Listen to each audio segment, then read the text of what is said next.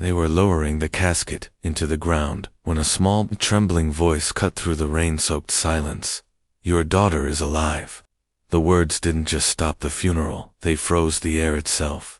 Every head turned toward the sound, eyes narrowing, searching for the source. Standing just beyond the crowd, under the shadow of a leafless oak, was a thin black boy, no older than 10, his clothes torn, his skin smudged with dirt, his feet bare on the wet grass. His eyes wide, unblinking, and unafraid, were locked on the billionaire who stood front and center. Richard Halston, a man worth more than most countries' GDP, felt his chest tighten in a way money could never undo. He glanced at the casket, where his little girl, Emily, lay still in her white satin dress, a crown of lilies in her golden hair. This couldn't be happening. Her death had been confirmed, her body identified.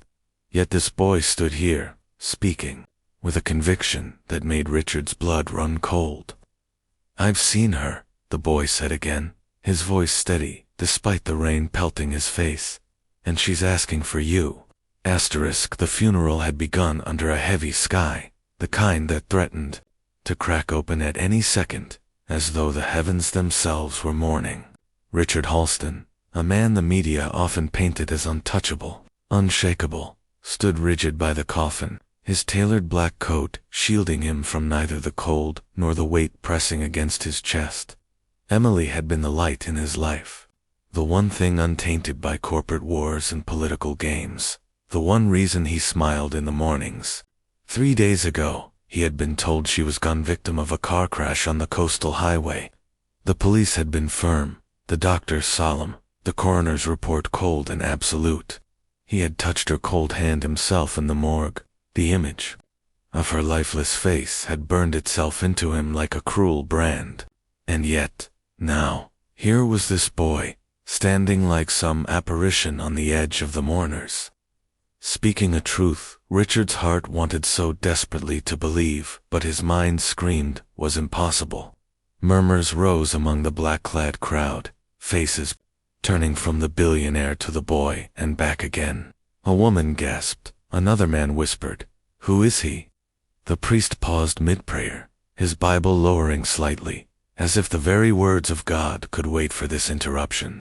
Richard stepped forward, his polished shoes sinking slightly into the sodden earth.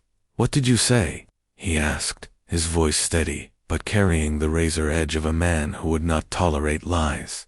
The boy's gaze didn't waver. "Your daughter is alive," he repeated, each word deliberate, like a drumbeat. "I saw her. She spoke to me. She's not where you think she is."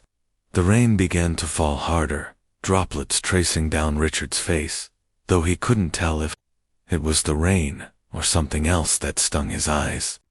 "That's not possible," Richard said, more to himself than to the boy.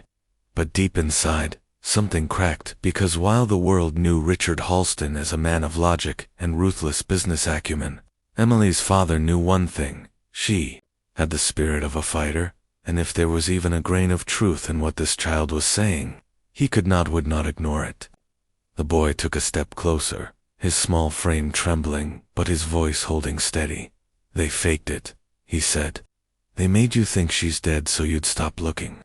The words hit Richard harder than any corporate betrayal he'd ever endured. He felt the eyes of every mourner on him, waiting for his reaction. And in that moment, Richard made a decision that would change everything. He would hear this boy out, even if it meant digging through lies darker than the grave before him. The moment the last handful of dirt hit the coffin, Richard stepped away from the crowd and motioned for the boy to follow. The rain had turned the cemetery paths into slick ribbons of mud, but the boy walked without hesitation, like he had come here with a purpose that nothing, not the cold, not the stairs could break. They stopped under the dripping eaves of the caretaker's shed, the smell of wet wood and damp earth filling the air. "Talk," Richard said, his voice low but urgent. The boy introduced himself as Malik. His words came in bursts, his small hands moving to punctuate every point.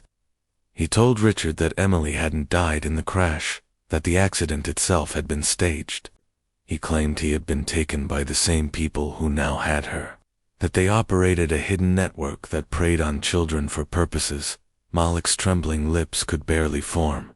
"She's in a house, far from here," he said. "They keep her locked up, but she talks about you. She thinks you've stopped looking." Richard's breath caught. A part of him wanted to grab Malik by the shoulders and shake the truth out of him. Another part wanted to collapse under the weight of what he was hearing. Instead, he asked for details.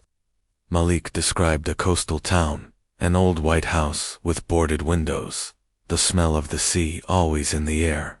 His voice cracked when he admitted he had escaped only because one of the guards had left a back door unlocked. He had run for days, stealing food, hiding from anyone who looked like they might send him back. "Why tell me?" Richard asked. Malik's eyes softened. "Because she saved me," he said simply. The billionaire felt something shift inside him, a mix of fury and hope so strong it made his hands tremble. By nightfall, Richard had arranged for a private jet and 2 trusted men, former military, men who owed him favors, to join him. The media thought he had retreated to grieve in private. In reality, he was heading into a storm of his own making.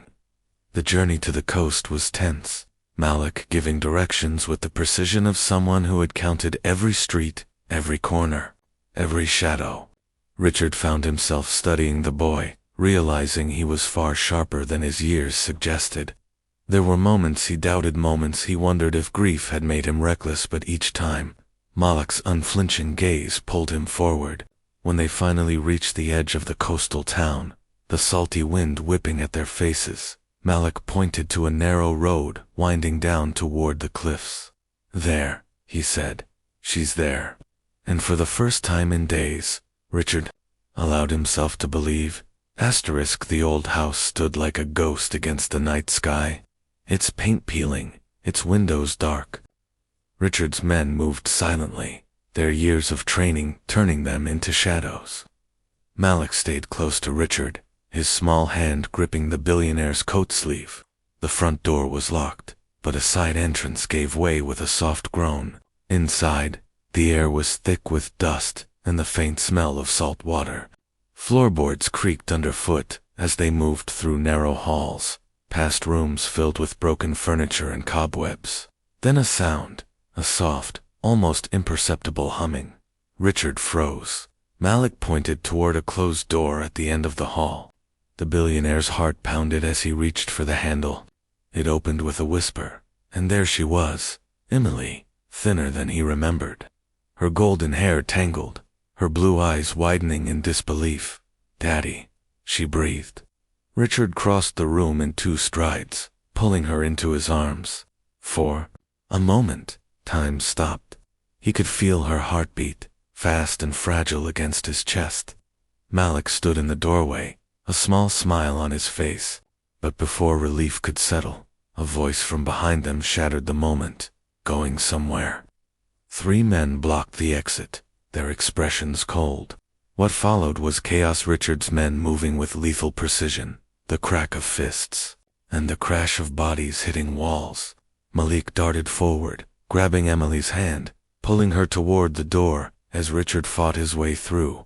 They burst into the night, the salty wind hitting their faces like freedom. By the time the police, tipped off by one of Richard's allies, arrived, the house was empty, except for the groaning men left behind. Back at his estate, Richard sat with Emily wrapped in a blanket, Malik beside her. The truth came out slowly about the network, about the man behind it, about how Emily had been taken to force Richard into a business deal he'd refused, and about Malik, not just a random boy, but the son of one of Richard's employees who had vanished years ago, another victim saved by Emily's courage. Richard made a vow then, not just to his daughter, but to Malik. They would bring the whole operation down. And when the cameras finally caught wind of the story, the image they captured was not of a billionaire and a homeless boy, but of a father and his 2 children, one by blood, one by fate, standing together against a world that had tried to break them.